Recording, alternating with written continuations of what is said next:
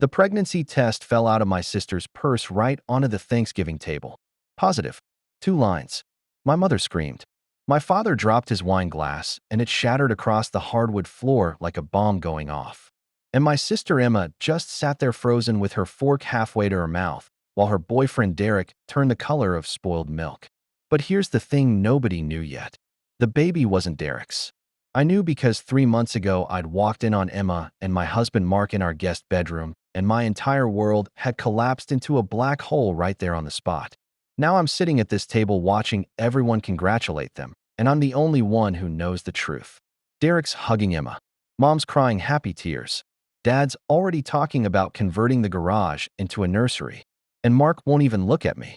His hand is squeezing mine under the table so hard I think my fingers might break, but I don't pull away because if I do, everyone will notice, and I can't let that happen. Not yet. Not like this. The thing is, I've been carrying this secret for 92 days. 92 days of watching my sister text my husband. 92 days of pretending I don't notice when he comes home smelling like her perfume. 92 days of dying inside while playing the role of the perfect wife and sister. I told myself I'd leave him after the holidays. File for divorce in January when everything calmed down. Keep the family together for one last Christmas. But now there's a baby.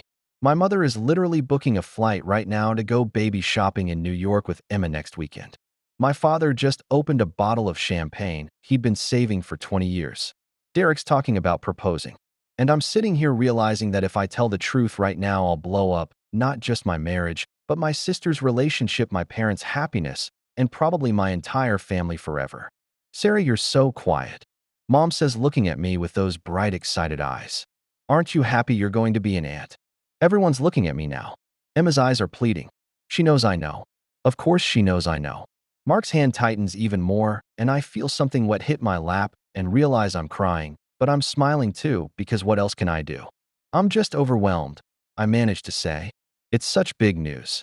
Mom comes around the table and hugs me and whispers in my ear, I know you and Mark have been trying. Your turn will come soon, sweetheart. The irony almost makes me laugh. We'd been trying for 2 years before Mark started sleeping with my sister. Spent thousands on fertility treatments. Had sex on schedules with ovulation tests and temperature tracking and all that clinical nightmare stuff that kills romance deader than roadkill. And now Emma's pregnant with what should have been my baby. With my husband's baby. And everyone thinks it's Derek's. Poor Derek. He's a good guy. Works in IT. Loves Emma like she hung the moon. Would probably die for her. And he's about to raise another man's child without even knowing it. The dinner continues, and I'm on autopilot.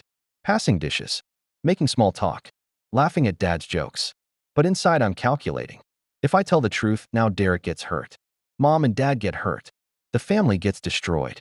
But if I stay quiet, Derek raises a child that isn't his. Emma gets away with everything. Mark gets away with everything. And I become the person who let it all happen.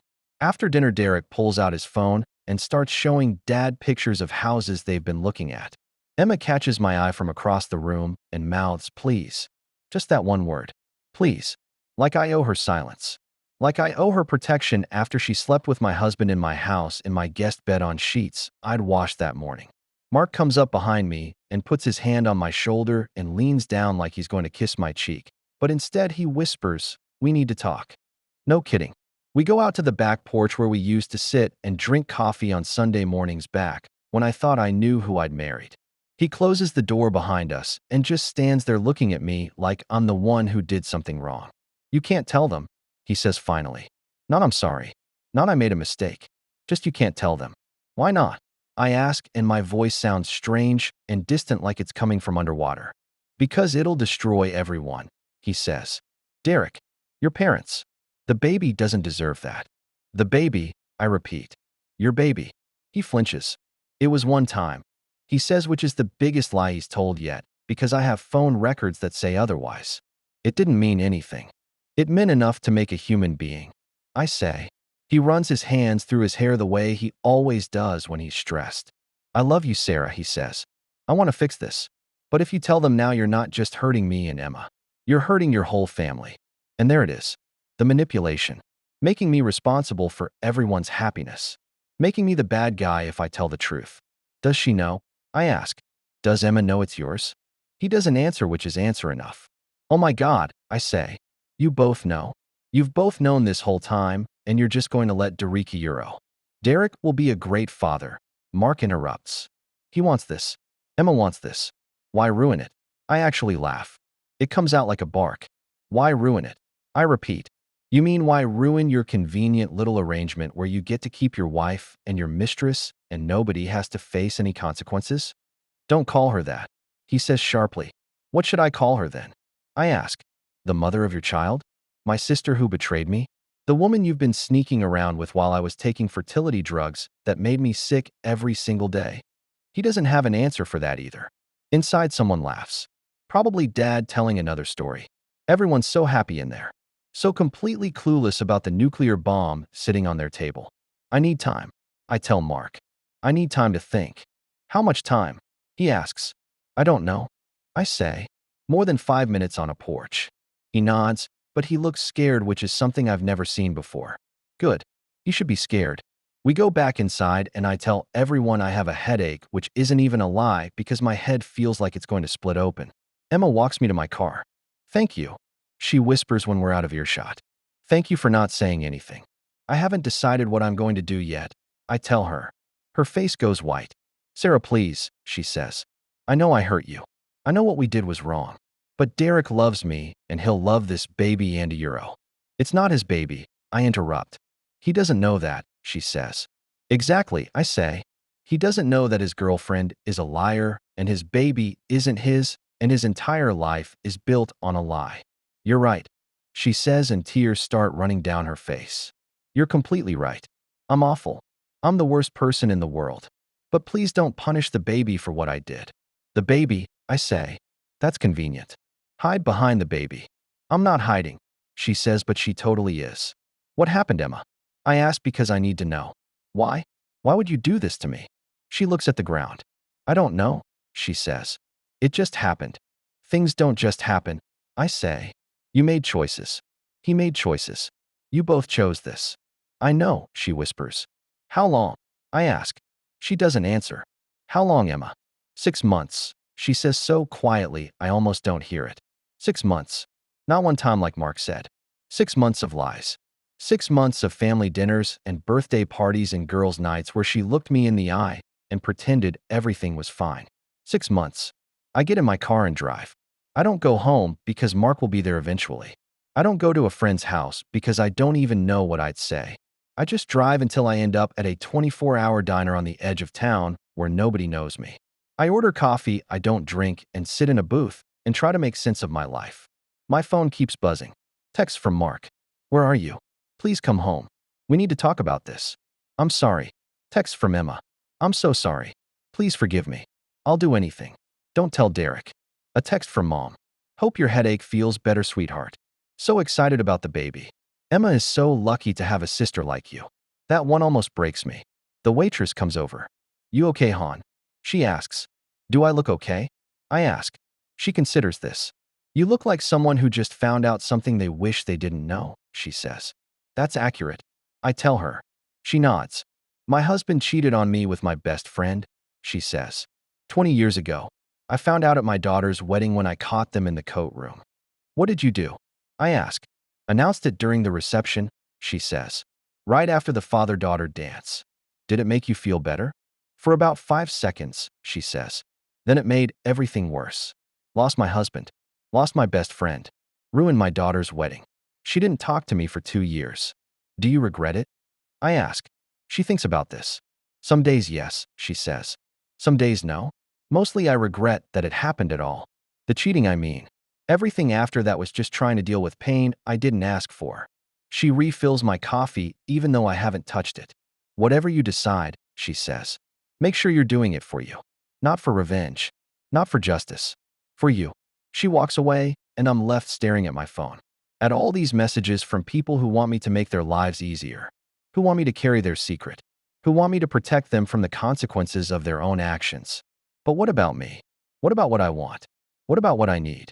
I think about Derek. Sweet, clueless Derek, who's probably looking at baby names right now.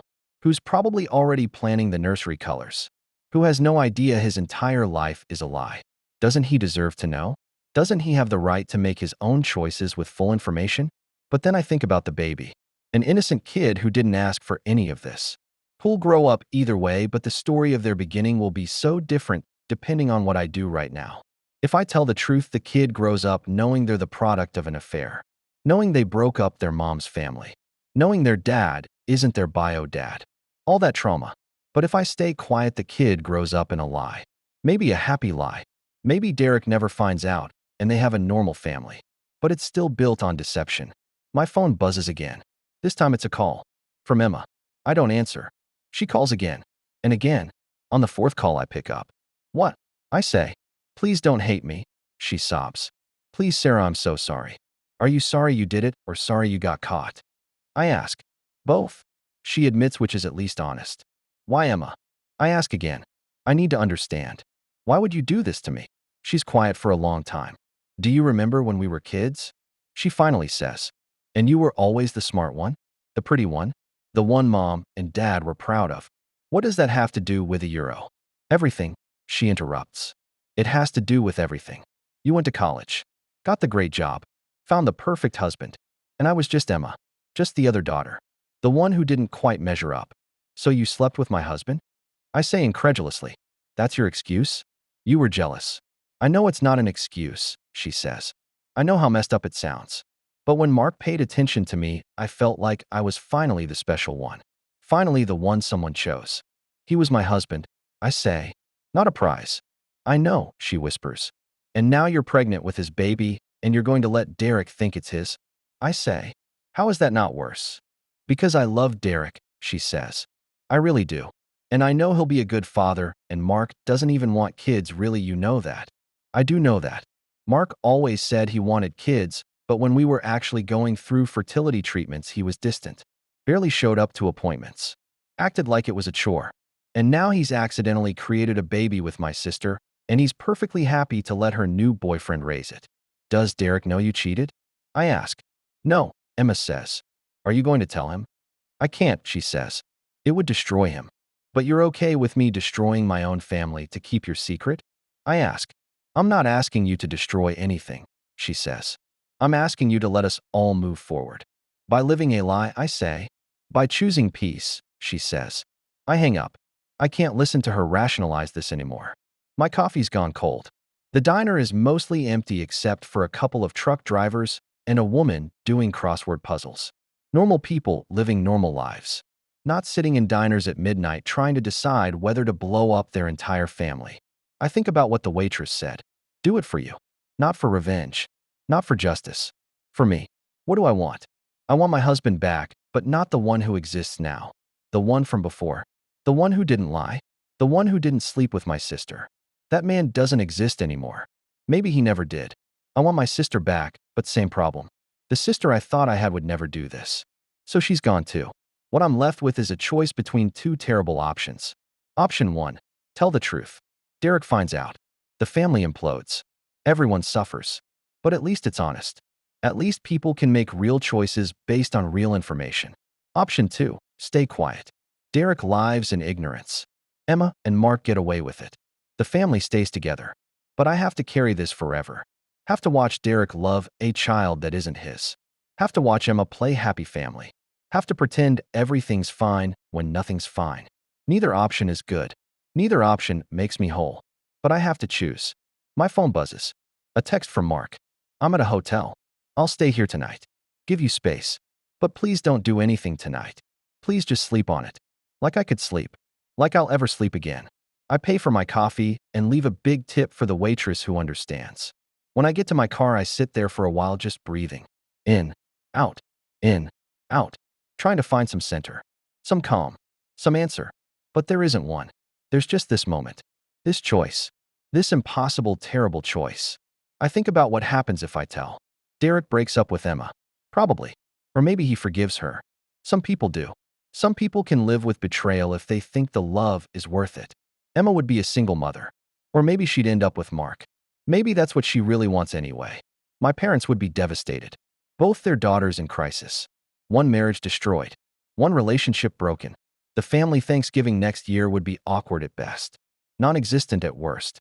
And the baby would grow up in the wreckage. But they'd grow up in truth. That has to count for something, right? Then I think about what happens if I don't tell. Derek marries Emma. Probably. They raise the baby together. They'd be good parents. Derek would be a great dad. The family stays intact. Holidays continue as normal. Everyone's happy. Except me. And eventually Derek if he ever finds out.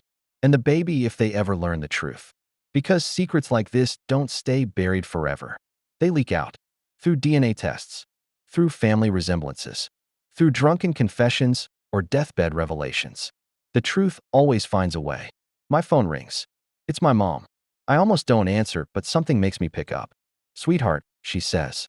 "I know you said you had a headache, but I just wanted to check on you. You seemed a little off tonight." "I'm fine, Mom," I lie. "Are you sure?" She asks. "I know it must be hard seeing Emma pregnant when you and Mark have been trying. But your time will come, honey.